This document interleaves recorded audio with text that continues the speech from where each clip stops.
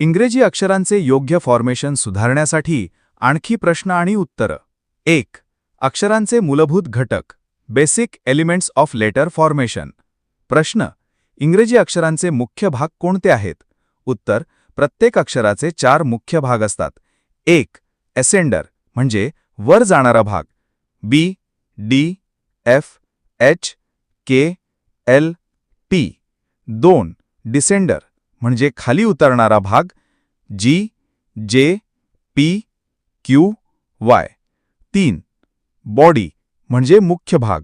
A, C, E, I, M, N, O, R, S, U, V, W, X आणि Z. 4.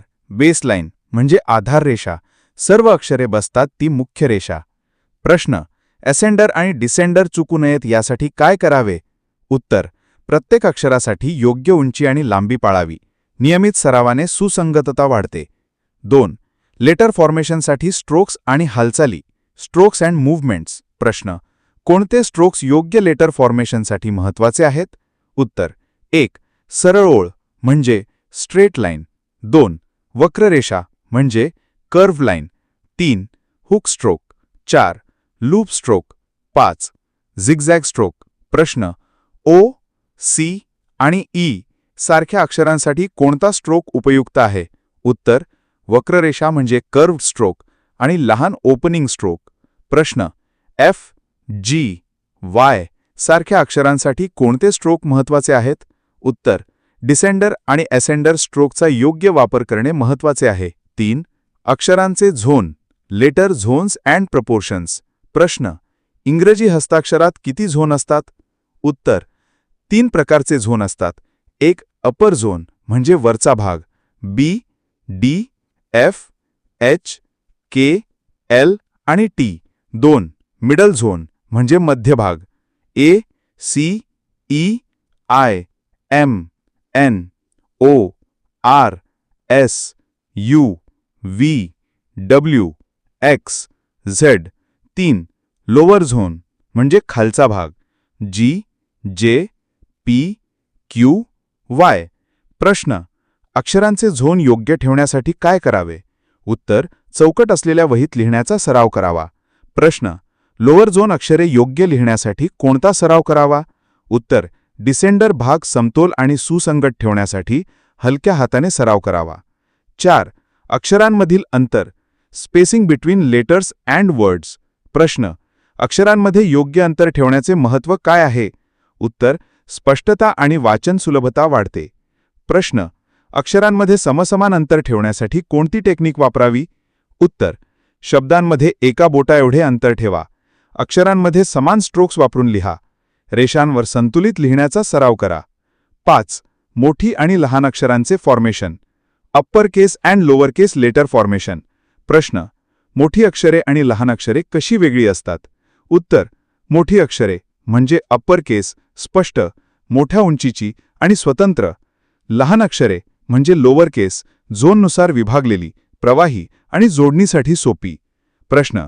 लहान अक्षरे म्हणजे lower केस सुंदर येण्यासाठी कोणता सराव करावा? उत्तर. स्ट्रोक्स आणि योग्य उंची राखण्यासाठी 4 ओळींमध्ये लिहिण्याचा सराव करावा. 6. कर्सिव्ह आणि प्रिंटेड अक्षरे. Cursive and printed letters. प्रश्न. कर्सिव्ह आणि प्रिंटेड लेखनात काय फरक आहे? उत्तर. प्रिंटेड लेखन अक्षरे स्वतंत्र आणि स्पष्ट. कर्सिव्ह लेखन म्हणजे अक्षरे जोडलेली आणि गतिमान. प्रश्न. कर्सिव्ह लेखन सुरुवातीला शिकताना काय करावे? उत्तर. स्वतंत्र अक्षरांपासून सराव सुरू करून नंतर शब्द जोडायला शिकावे. 7. लेटर फॉर्मेशन सुधारण्यासाठी सराव तंत्र.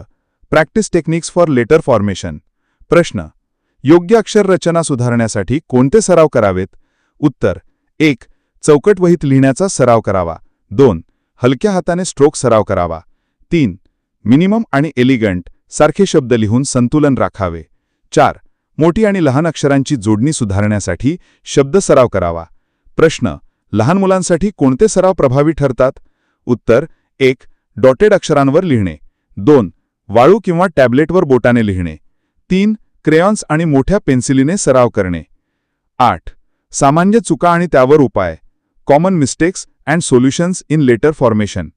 प्रश्न. सामान्य लेटर फॉर्मेशनच्या चुका कोणत्या असतात? उत्तर: 1. अक्षरे सरळ नसणे. 2. अक्षरांमध्ये असमान अंतर असणे. 3.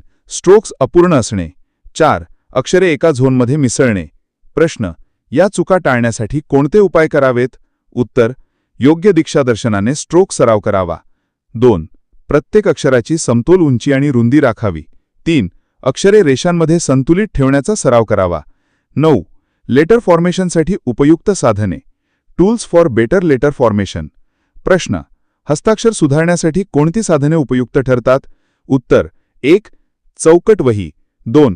Calligraphy pen. 3. Dotted worksheets. 4. Handwriting training books. प्रश्न: कोणते पेन्सिल किंवा पेन उत्तम असतात?